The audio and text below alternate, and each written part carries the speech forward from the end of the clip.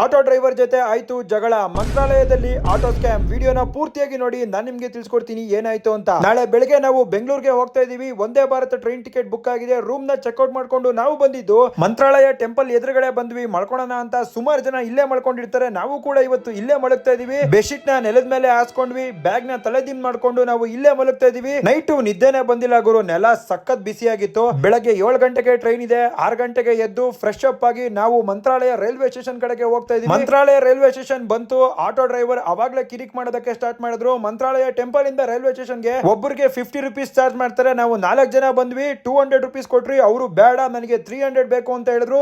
100 ರೂಪಾಯಿ ಎಕ್ಸ್ಟ್ರಾ ಹೆಂಗೂರು ಕೊಡಕ್ಕಾಗುತ್ತೆ. 10 ನಿಮಿಷ ದೊಡ್ಡದಾಗಿ ಜಗಳ ಆಯ್ತು. ಅದಾದ್ಮೇಲೆ ಆಟೋ ಡ್ರೈವರ್ ಸುಮ್ನೆ ಹೋದ್ರು, 200 ರೂಪಾಯಿ ಇಸ್ಕೊಂಡು.